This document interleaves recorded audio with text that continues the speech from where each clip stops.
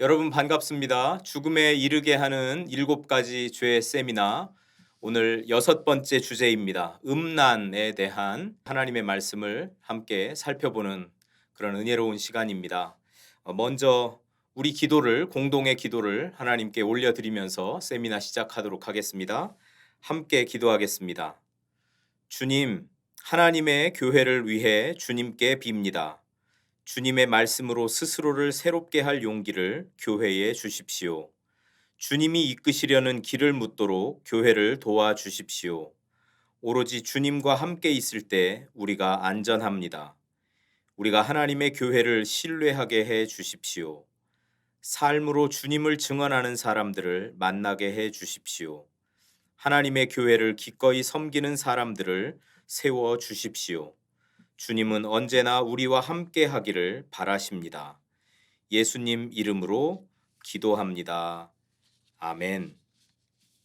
오늘 우리에게 주신 하나님의 말씀 함께 보겠습니다. 요한계시록 22장 15절입니다. 개들과 점술가들과 음행하는 자들과 살인자들과 우상 숭배자들과 및 거짓말을 좋아하며 지어내는 자는 다 성 밖에 있으리라. 오늘 요한계시록 그 맨 마지막 장에 나오는 말씀입니다. 성 안에 있는 사람들과 성 밖에 있는 사람들이 구별이 되게 되는데, 성 밖에 있는 사람들은 개들, 점술가들, 음행하는 자들, 살인자들, 우상 숭배자들, 거짓말을 좋아하며 지어내는 자들, 즉 거짓말하는 자들, 이렇게 되어 있습니다. 여기 점술가들, 음행하는 자들, 살인자들, 우상 숭배자들, 거짓말하는 자들은 요한계시록 이 앞부분을 읽어보면 불과 유황으로 타는 못에 참여할 사람들, 새 예루살렘에 들어가지 못하고, 그러니까 성 밖에 있는 사람들이죠. 그리고 둘째 사망에 참여하는 자들이다, 이렇게 기록이 되어 있습니다. 거기에 이제 개들이 추가가 되는데, 개들은 아주 더럽고 악한 자들을 가리킬 때 쓰는 말입니다. 방금 언급한 이런 부류의 사람들은 하나님의 뜻을 거부하고, 하나님의 통치, 하나님의 다스림을 거부하고 하나님을 대적하는 사람들이고, 이런 사람들의 자리는 성 안에 없다, 성 밖에 있는 것이다. 그래서 성 안으로 들어가지 못하는 사람들이다 라고 이야기를 합니다. 여기에 음란한 사람들, 음행한 사람들이 여기에 해당합니다. 그래서 음행, 즉 음란, 이것이 하나님 앞에 나아갈 수 없는 그런 죄라는 것을 우리에게 가르쳐주고 있는 것이죠.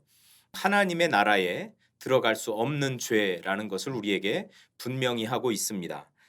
여러분, 그렇다면 성 안에 있는 사람들은 어떤 사람들일까요? 성 안에 있는 사람들은 그리스도의 피로 두루마기를 빨아 하나님의 구속에 참여한 자들, 예수 그리스도의 그 보혈의 피로 깨끗함을 입은 사람들, 하나님의 은혜를 입은 사람들, 구속을 받은 사람들, 예수님의 그 피 공로를 인정하고 받아들이고 구원받은 사람들, 그런 사람들이 성 안에, 새 예루살렘 안에 하나님 나라에 들어가게 된다는 것이죠. 오늘 말씀을 우리가 요한계시록 22장 15절 말씀을 통해서 간단하게 살펴보면서, 이 음란이라는 죄가 하나님 나라에 들어갈 수 없는 그런 중차대한 것이구나라는 것을 먼저 깨달을 수가 있었습니다. 음란이 무엇과 같은지 우리는 한편의 한 시를 통해서 한번 살펴보도록 하겠습니다. 음란은 무엇과 같은가? 음탕한 악, 그 무엇과 비슷하던가? 정욕 흐름, 신의 넘쳐 흐름과 같네.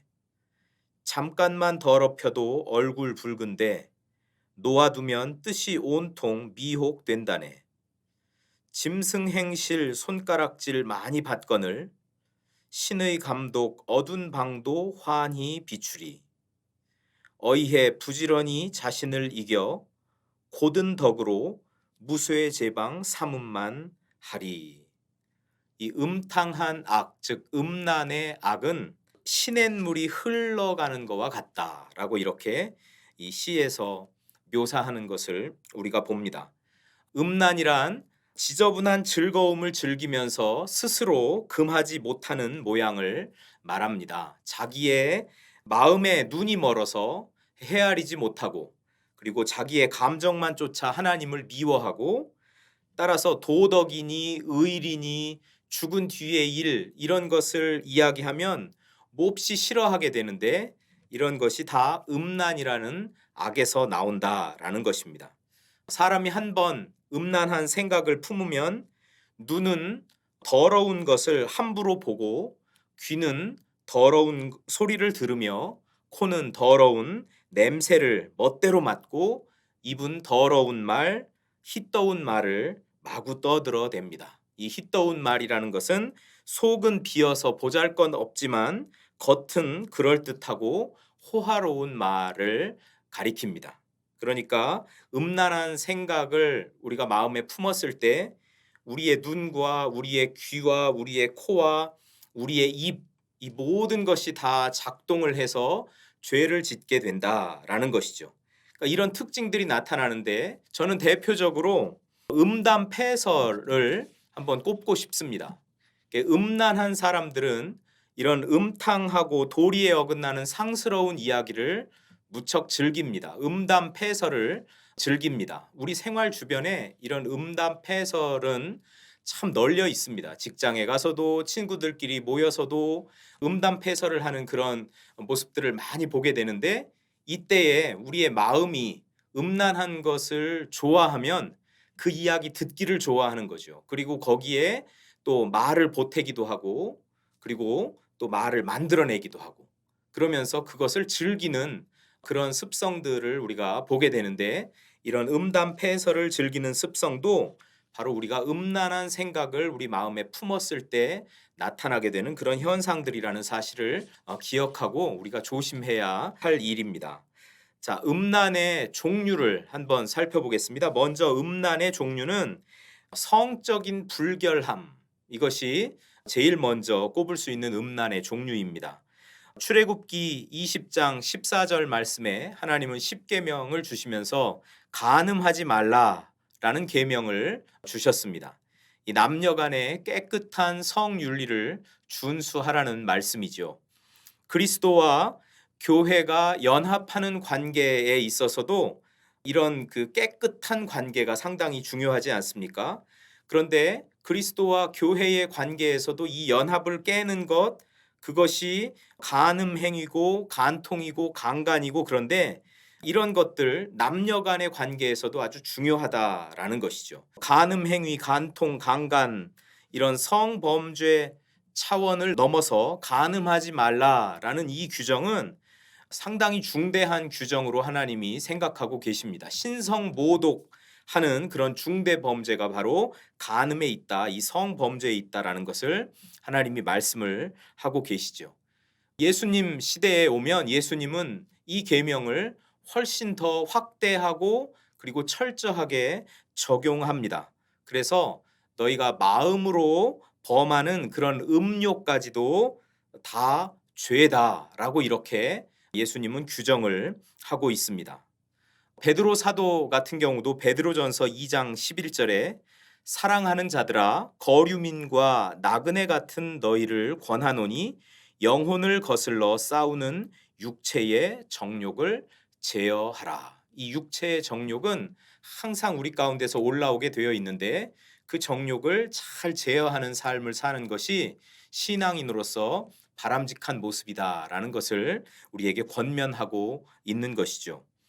두 번째, 음란의 종류는 예배에서의 불순함을 말합니다.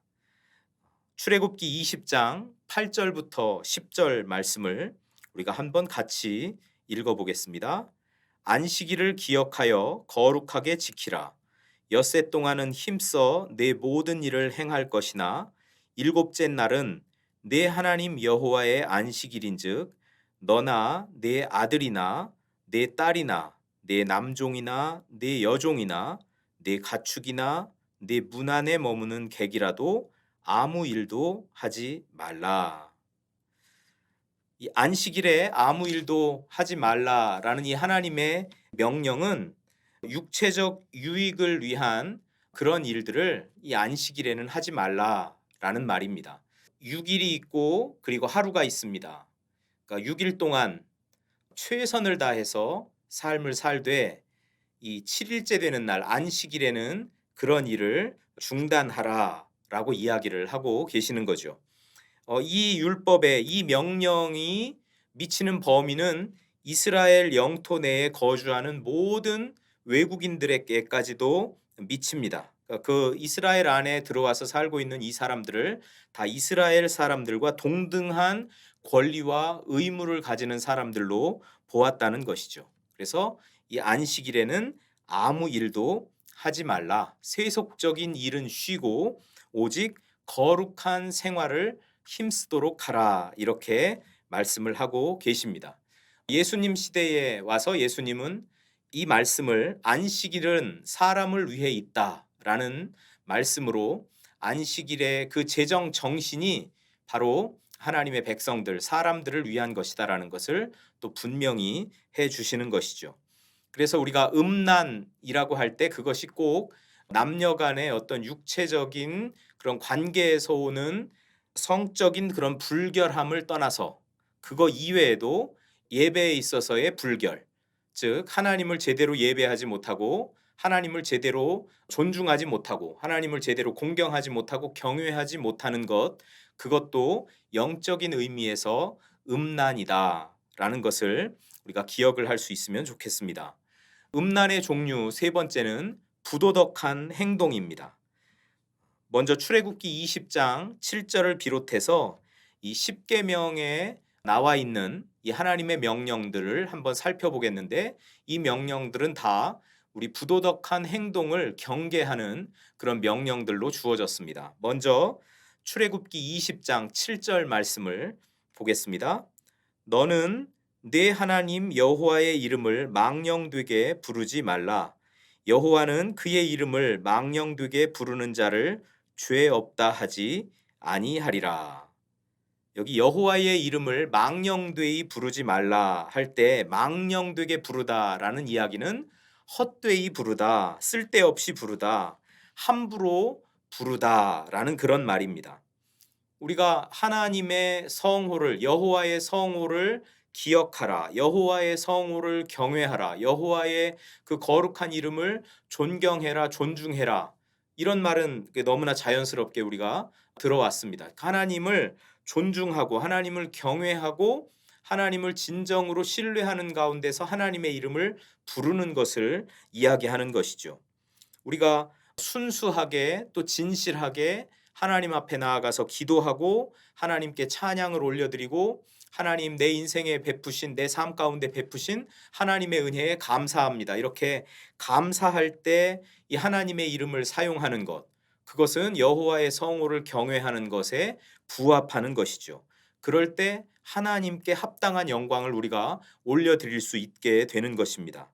그런데 반대로 저주하는 일에 하나님의 이름을 사용한다든가 또 악담을 하는 일에 하나님의 이름을 사용한다든가 방금 말씀드렸듯이 음담 패설 같은 이런 희롱하는 이야기, 이런 것들을 말하는데 하나님의 이름을 사용한다든가 하는 것은 이거는 바람직하지 않은 일이다. 이건 하나님이 경고하시는 아주 나쁜 그런 부도덕한 행동이다라는 것을 오늘 본문을 통해서 우리가 보게 되는 것이죠. 절대로 하나님의 이름은 저주나 악담이나 농담이나 희롱하는 일에 하나님의 이름이 사용되어서는 안 된다라는 것이죠. 부도덕한 행동 두 번째를 보면 출애굽기 20장 13절 말씀입니다. 살인하지 말라. 생명의 존엄성을 그런 강조하는 명령이라고 할 수 있습니다. 생명을 위협하는 모든 행위를 금지해라라는 것이죠. 왜냐하면 모든 생명은 하나님께 속해 있기 때문에 그렇습니다. 우리가 하나님의 형상을 따라 지음받은 하나님의 사람들입니다. 그래서 우리 안에 있는 하나님의 형상을 망가뜨리는 일을 하나님이 용서하지 않으신다는 거죠.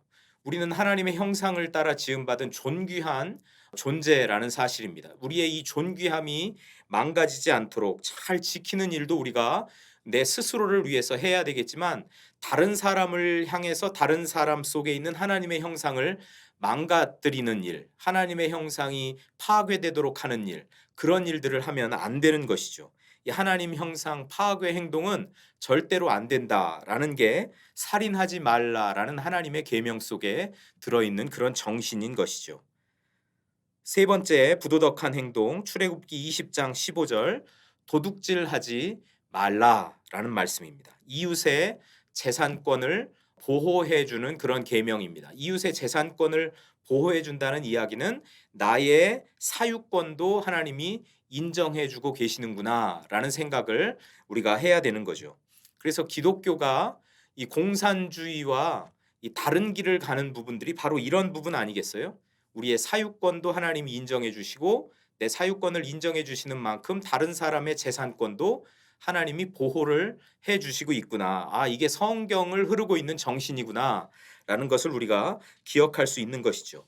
남의 것을 도둑질하지 말라라는 이 말씀 안에서 우리가 발견해야 되는 것은 이런 것입니다.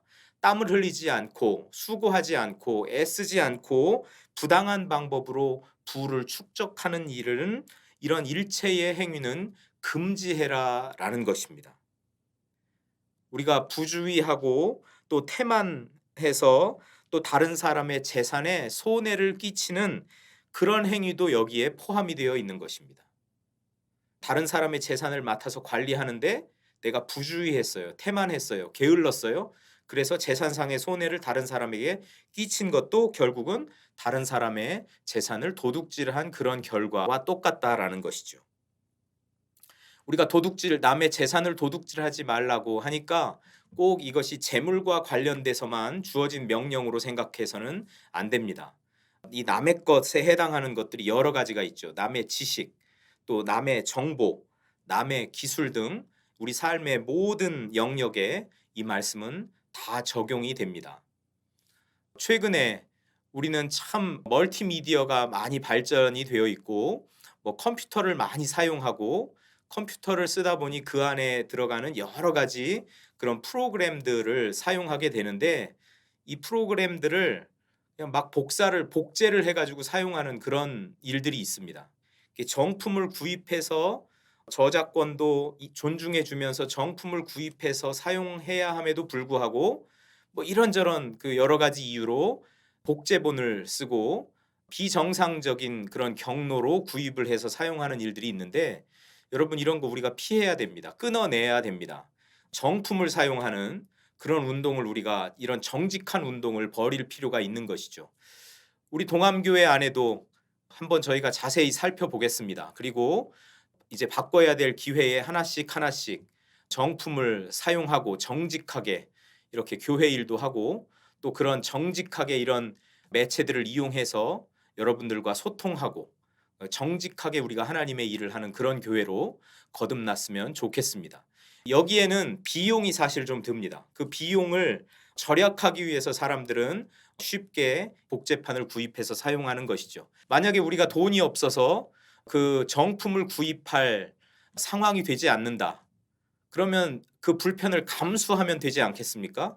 그리고 좀 저축을 하고 돈을 모아서 정품을 구입해서 정정당당하게 사용하고 하나님의 사역도 정정당당하게 하고 하는 그런 운동이 우리 삶 가운데서 일어나야 하는 것이죠. 무엇보다도 하나님 교회 안에서는 이런 일들이 더 철두철미하게 일어나야 되는 것입니다. 우리가 남의 것을 도둑질하면서 하나님의 일을 한다고 어떻게 그렇게 당당하게 이야기할 수가 있겠습니까? 정직한 우리 동암교회 또 동암교회 안에 몸담고 있는 모든 성도님들 이런 정직한 운동에 동참하시고 우리의 삶을 아름답게 지켜 나가실 수 있기를 바랍니다. 우리가 남의 지식과 남의 정보와 이 남의 기술을 대가를 지불하지 않고 이렇게 사용하는 것, 남의 것을 도둑질하는 일이라는 사실이죠. 네 번째, 부도덕한 행동은 출애굽기 20장 16절에서 이야기하는 내 이웃에 대하여 거짓 증거하지 말라라는 말씀입니다. 위증을 하지 말아라.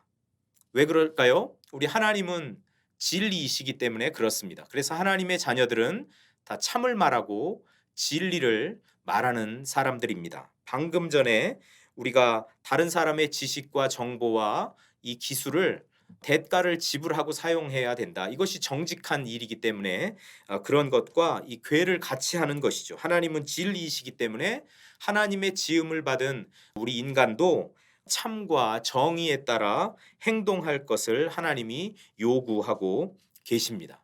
여러분, 우리 삶 가운데 거짓이 있으면 그것은 사탄의 역사입니다. 그것은 마귀가 조장하는 것이고 마귀로부터 나오는 그런 행위입니다. 거짓말을 피해야 됩니다. 어떤 종류의 거짓말도 피해야 됩니다. 그냥 정직하게 이야기하고 내가 책임질 것은 책임지고 하는 그런 정신들이 필요한 것이죠. 순간 모면하기 위해서 거짓말을 하면 그 다음에 또 다른 거짓말을 하면서 그것을 위장해야 됩니다. 그러면 그 다음엔 또 더 큰 거짓말을 하게 되고 나중에는 어떤 일이 생기냐면 거짓말하는 내가 진실된 사람이라는 착각에 빠져서 살게 됩니다. 그래서 그냥 입만 열면 거짓말을 하게 되는 거죠. 우리 삶 속에서 여러분 단호하게 거짓말과 단절하는 분들이 되기를 바랍니다. 거짓말을 끊어야 우리가 진리이신 하나님과 더 깊이 있는 교제를 나눌 수 있기 때문에 그렇습니다. 성경에 보면 이런 위증의 피해자들이 여럿 있습니다. 저희 그 이야기의 단골로 나오는 아합 왕과 나봇의 포도원 사건에서도 아합 왕은 아내와 짜가지고 이 나봇에 대하여 위증하는 사람들을 만들어내죠. 그리고 그 사람들이 거짓 증언을 하면서 나봇이 목숨을 잃게 되고 포도원을 뺏기게 되는 이런 악한 일을 우리가 보게 됩니다. 예수님도 거짓 증거로 고소를 당하셨고 그리고 십자가에 달려 돌아가셨습니다. 물론 이 모든 것은 우리 하나님이 인류를 구원하기 위한 원대한 하나님의 구원의 계획 속에서 이루어진 것이지만 일어난 사건 자체로만 두고 보면 예수님도 거짓 증거의 피해자다라는 사실을 우리가 알 수 있는 것이죠.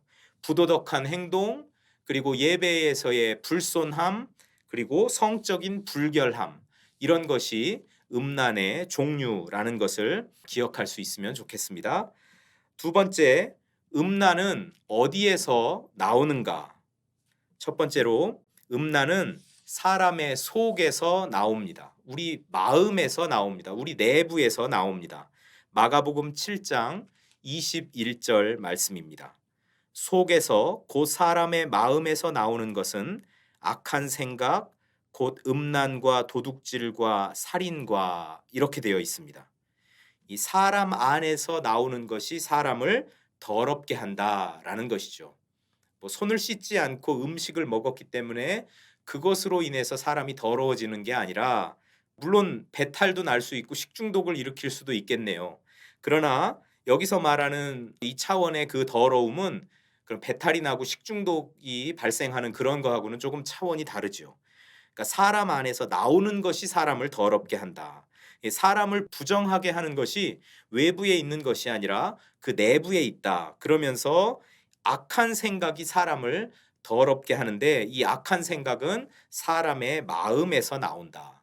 우리의 감정과 우리의 사상과 우리의 생각의 밑바탕을 이루면서 우리 인격의 중심부라고 할 수 있는 그 마음에서 악한 생각이 일어나서 우리 사람을 더럽게 한다라는 겁니다. 여러분, 우리가 세상에 나가서 살다 보면 사람들에 대해서 이렇게 평가를 하게 됩니다. 어떤 사람은 저 사람은 참 더러운 사람이야, 이런 평가도 하게 되죠. 저 사람은 참 깨끗한 사람이다. 저 사람은 법 없이도 살 만한 사람이다. 그런데 저 사람은 정말 더러운 사람이다. 하는 것마다 다 악하다. 생각도 악하고 행동도 악하고 말하는 것도 악하고 그냥 삶 자체가 악하다. 이렇게 평가를 하기도 합니다. 그런 이야기들을 우리는 가끔 듣습니다. 그런데 무엇이 이 기준이냐라는 것이죠. 그 사람의 마음에서 악한 생각이 일어나면 그 사람을 더럽게 하기 때문에 그 사람의 말, 그 사람의 행동, 그 사람의 태도, 이런 것들이 다 더럽게 사람들에게 보여지고 또 사람들에게 더럽게 경험된다라는 이야기죠. 악한 사람이 사람을 더럽게 합니다. 악한 생각의 또 대표적인 것이 음란입니다. 음란. 음란, 간음, 음탕. 요것이 이 음란의 음행의 그런 3종 세트라고 할 수 있는데, 음란은 부정한 성관계를 이야기하는 것이죠. 윤리적인 측면에서 부정하게 성관계를 하는 것이 음란이라고 할 수 있고요. 간음은 기혼자와 관계된 그런 성관계를 이야기하고, 음탕은 성격적으로 본성적으로 이 성적 본능을 자제 없이 밖으로 이렇게 표출하면서 공개적이고도 부끄러움을 모르는 그런 성범죄, 이런 것들을 음탕이라고 이렇게 이야기할 수가 있습니다. 사회에서 소위 출세하고 또 성공했다는 사람들이 무너질 때도 보면 그들의 삶 속에 이런 성적인 문제가 깊이 개입되어 있는 것을 우리가 보게 되죠. 재물과 관련된 문제, 또 성적인 문제, 이런 문제로 사람들이 발목이 잡히고, 그리고 자기가 올라갔던 그 높은 자리에서 내려오게 되는 그런 일들을 많이 보게 되는데, 그만큼 이 음란, 간음, 음탕과 같은 이런 음행의 폐해가 심각하고 크다는 것을 우리에게 보여줍니다. 우리 사람을 더럽게 하기 때문이고, 그 더러움이 사람들에게 보여지면 사람들이 이제 못 참는 것이죠. 그래서 그 자리에서 내려와야 되는 것이 이 세상의 이치입니다. 자, 음란이 어디에서 나오는가? 두 번째 음란의 경로를 한번 보면요. 음욕에서 나옵니다. 음욕, 음탕한 욕심, 음욕에서 나오는 거죠. 마태복음 5장 28절 말씀입니다. 나는 너희에게 이르노니 음욕을 품고 여자를 보는 자마다 마음에 이미 간음하였느니라.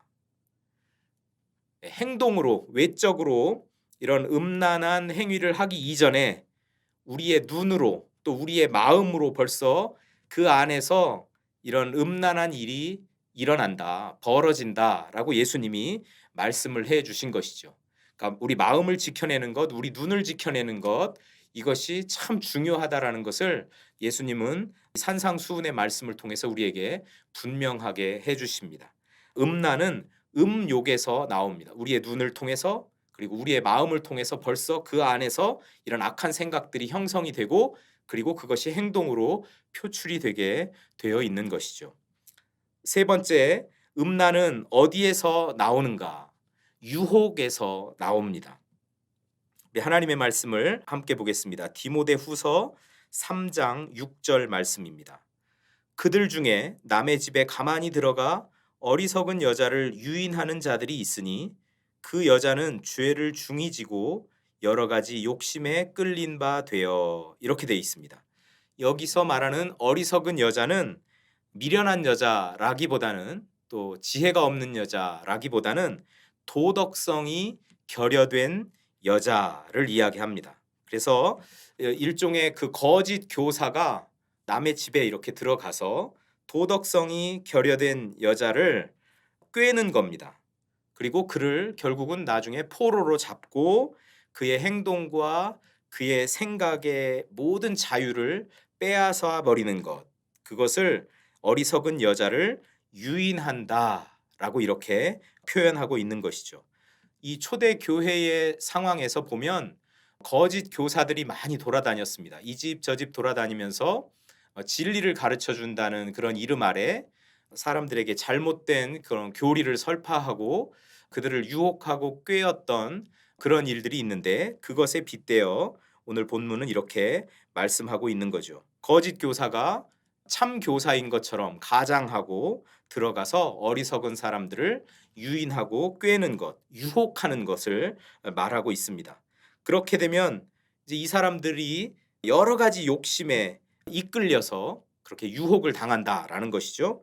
어떤 욕망들이 있을까요? 이 집안에만 있던 사람들에게는. 그래서 선생님을 초청해서 뭔가 좀 말씀도 듣고자 하는 그런 사람들 안에는 어떤 욕망들이 있을까요?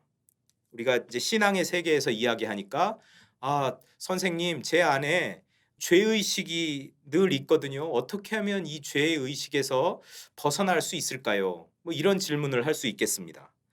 또 어떤 사람은 이런 선생님들을 불러서 지혜의 말씀을 듣고 지식의 말씀을 듣고 진리에 대해서 가르침을 받으면 좀 무식을 탈피하고 좀 유식해지고 싶은 그런 욕망, 그런 것도 분명히 있었겠죠. 내가 어떠어떠한 선생님한테 배웠다. 어느 선생님한테 배웠다. 사람들에게 나가서 자랑하고 싶은 그런 욕망도 있었겠죠. 그다음에 또 새로운 지식에 대한 그런 호기심에서 이런 거짓 교사들, 선생님들을 집으로 초청해서 공부를 하고 배우려고 하는 그런 사람들도 있습니다. 여러분, 이 세상에도 이렇게 우리를 꾀는 사람들이 참 많이 있습니다. 진리를 터득했다고 하면서 참 교사인 것처럼 우리를 꾀는 사람들도 많이 있습니다. 그들은 우리 안에 있는 이런 욕망을 자극하고 욕망을 불러일으켜서 불을 붙이고 결국은 그 욕망을 따라가다가 죄를 짓게끔 하는 그런 사람들이죠. 그래서 우리가 이런 사람들을 잘 분별해 내는 것이 중요합니다. 그들의 말만 듣지 마시고 행동을 지켜보십시오. 삶의 열매도 지켜보십시오. 그래야 이 사람이 진짜 선생인지 아니면 가짜 선생인지, 진리를 아는 사람인지 아니면 진리를 포장하고 다니는 사람인지를 우리가 구별할 수가 있게 되는 것이죠. 이렇게 유혹에서 그리고 음욕에서 음란은 나옵니다. 그 다음에 잠언 9장 13절에서 18절에 있는 말씀도 우리가 한번 같이 살펴보겠습니다. 미련한 여인이 떠들며 어리석어서 아무것도 알지 못하고 자기 집 문에 앉으며 성읍 높은 곳에 있는 자리에 앉아서 자기 길을 바로 가는 행인들을 불러 이르되 어리석은 자는 이리로 돌이키라. 또 지혜 없는 자에게 이르기를 도둑질한 물이 달고 몰래 먹는 떡이 맛이 있다 하는도다. 오직 그 어리석은 자는 죽은 자들이 거기 있는 것과 그의 객들이 스올 깊은 곳에 있는 것을 알지 못하느니라. 이 잠언 9장 말씀은 파멸의 죽음으로 우리 인생을 인도하는 그런 죄의 그런 아주 간계한 초청에 대하여 다루고 있습니다. 그래서 여기 미련한 여인이 꾀는 겁니다. 이 미련한 여인은 음녀라고 할 수 있죠. 이 미련한 여인이 떠들면서 이렇게 말합니다. 떠든다는 얘기는 아주 말초적이고 감각적인 그런 쾌락적인 그런 이야기들을 함으로써 쾌락을 추구하게끔 한다라는 것이죠. 여기 나오는 이 음녀 미련한 여인은 아주 도덕적으로 성품이 불량한 그런 사람을 말합니다. 그런 사람이 아주 소란스럽게 천박하게 그렇게 사람들을 꾀고, 그리고 그런 그들을 꾀는 일은 아주 은밀하게 이루어지고 결국은 나중에 그 꾀임에 빠진 사람은 전인격적으로 그의 삶이 파탄되게 된다, 망가지게 된다라는 것을 오늘 본문을 통해서 우리에게 보여주고 있습니다. 자, 세 번째, 음란은 그럼 언제 시작이 되는가? 자, 첫 번째는 우리의 이해력이 부족할 때 음란한 일들이 시작이 됩니다. 에베소서 4장 17절부터 19절 말씀입니다.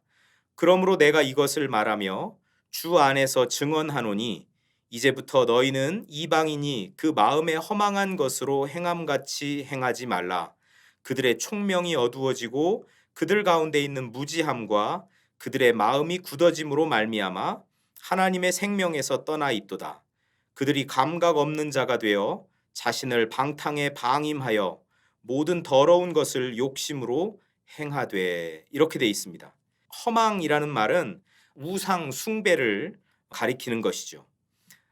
마음에 허망한 것으로 행함같이 행하지 말라. 이방인들은 이렇게 우상 숭배를 한다. 하나님을 알지 못하고 하나님의 생명으로부터 분리된 삶을 산다. 그러다 보니까 무책임한 그런 행동들을 하고 산다. 쓸모없는 생각을 하고 사는데 여러분들은 이방인이 아니니까, 구원받은 하나님의 백성이니까 그렇게 허망한 행동을 하면서 살지 말라라고 이렇게 권면을 하고 있는 것이죠. 과거에 이 에베소 사람들은 이방인처럼 목적 없이 그리고 헛된 것에 목적을 두고 욕망을 키우면서 그렇게 살아왔었습니다. 그러나 이제 예수 그리스도를 알기 때문에 이런 허망한 곳에 뜻을 두고 사는 것이 아니라 하나님이 기뻐하시는 뜻을 조차 살아가야 했던 것이죠. 이 허망한 것에 마음을 두면 어떻게 됩니까? 총명이 어두워집니다. 즉 마음이 어두워져서 궁극적인 진리를 인식하지 못하게 되는 거죠. 무엇이 옳고 무엇이 그른지 분별력을 상실하고 살아가는 것이죠. 그리고 무지함에 빠집니다. 그리고 마음이 굳어집니다. 이것이 여러분 참 위험한 것이죠. 마음이 굳어지는 거. 그래서 내가 뭔 잘못을 했는데도 이 잘못에 대한 그런 양심의 가책이 없어요. 책임을 느끼지 못해요. 양심이 무감각하게 되었어요. 양심에 화인을 맞은 거예요. 하나님에 대해서도 완고해지고 다른 사람에 대해서도 완고해지는 겁니다. 결국 이런 삶은 하나님과 원수 맺는 삶이죠. 하나님을 원수로 생각하고 살아가는 삶이고 하나님으로부터 멀리 떨어져 있는 그런 삶인 것이죠. 감각이 없는 사람입니다. 마음이 굳어지고 고통을 느끼지 못하는 그런 영적 상태에서 살아가게 된다. 이해하지 못하면, 내가 구원받았다는 것을 이해하지 못하면 이렇게 우리 자신이 무감각한 상태에 빠지게 됩니다. 그러면 내가 잘못을 하는데도 그 잘못을 인식하지 못하기 때문에 이 방탕에 내 몸을 그냥 맡겨버리는 거예요. 방탕에 방임을 한다는 것이죠. 수치도 모르고 두려움도 모르고 그냥 육체적인 욕망을 쫓아서 계속 살아가는 것이다. 에베소 교인들에게 사도 바울이 권면하는 내용을 우리가 귀담아 들을 필요가 있습니다. 그러면서 바울이 하는 아주 멋진 말이 있습니다. 여러분, 우리는 그리스도를 이같이 배우지 않았습니다. 우리 동암교회 우리 성도님들께 저도 이렇게 말하고 싶습니다. 여러분, 우리 동암교회 성도 여러분, 우리는 그리스도를 이같이 배우지 않았습니다.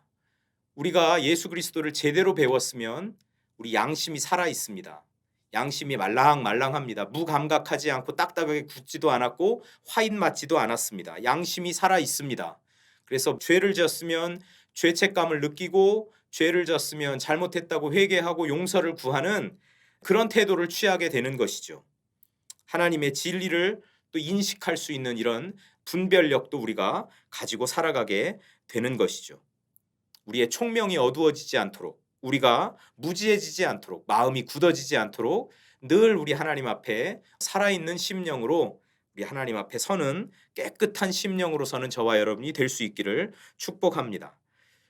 음란이 언제 시작되는가? 두 번째는 나태함이 있을 때 시작이 됩니다. 사무엘하 11장 1절부터 4절에는 다윗과 밧세바의 이야기가 나옵니다. 사무엘하 11장은 다윗 인생의 분수령이 됐던 사건을 기록하고 있습니다.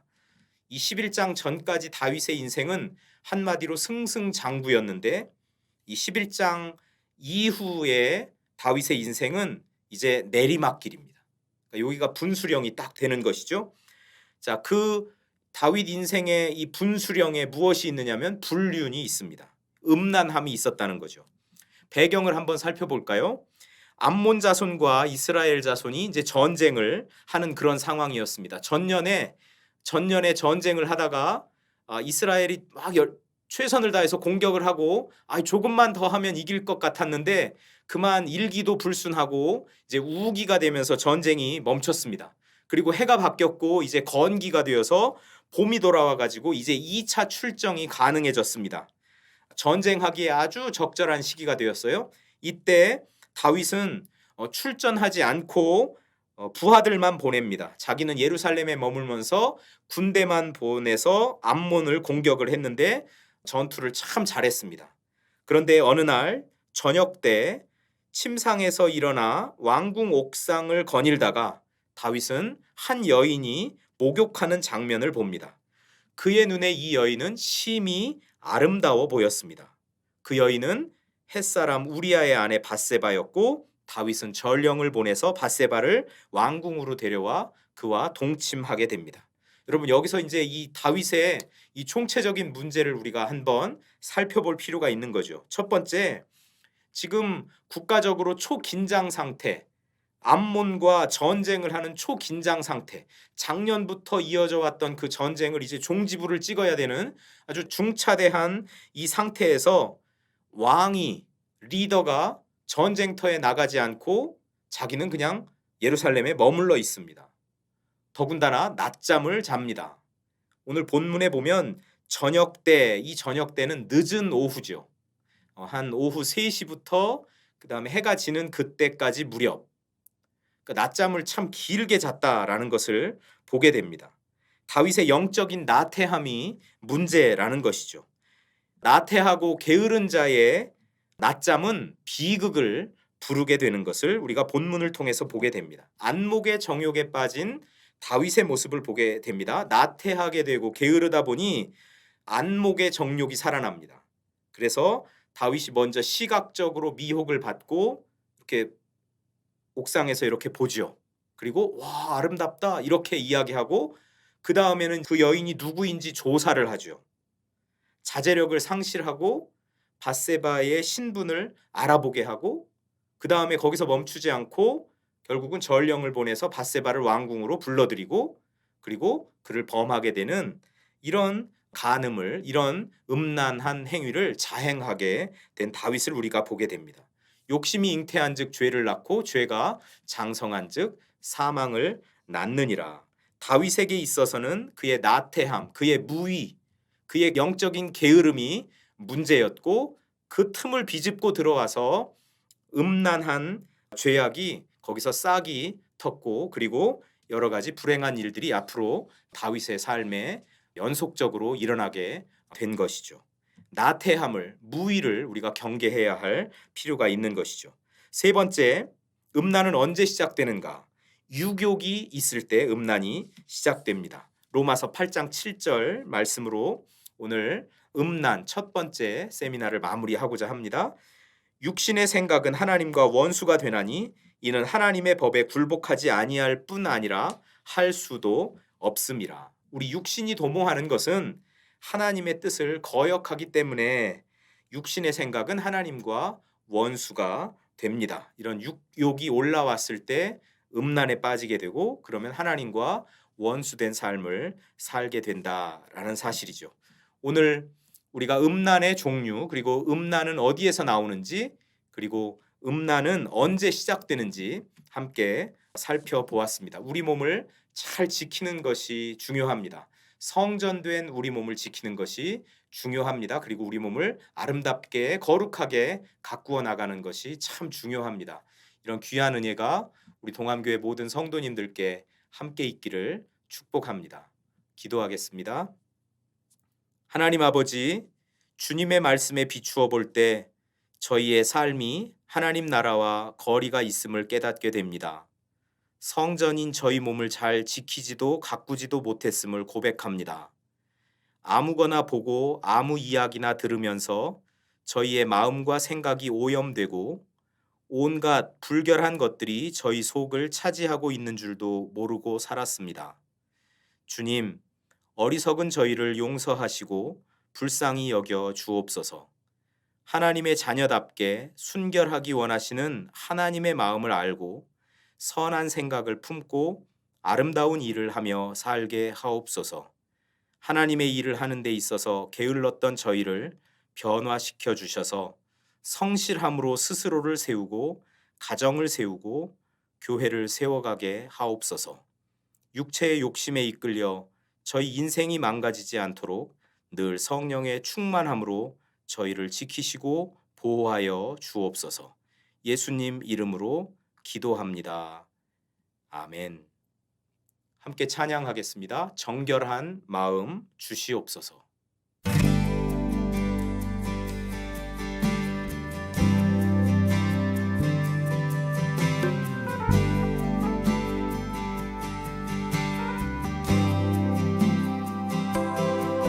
정결한 마음 주시옵소서.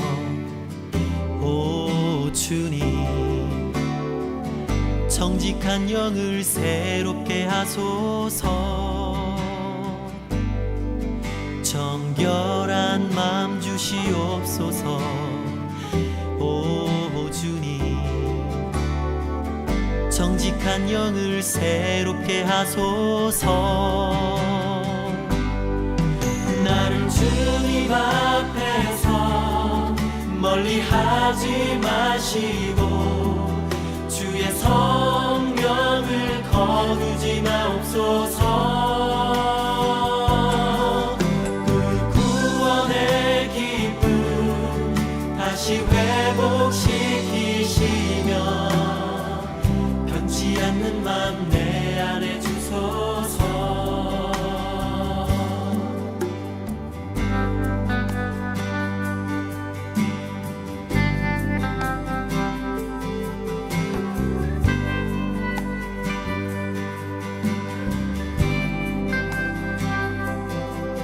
정결한 맘 주시옵소서.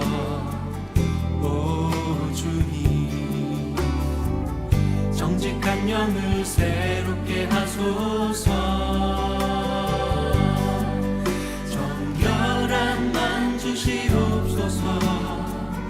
오 주님, 정직한 영을 새롭게 하소서.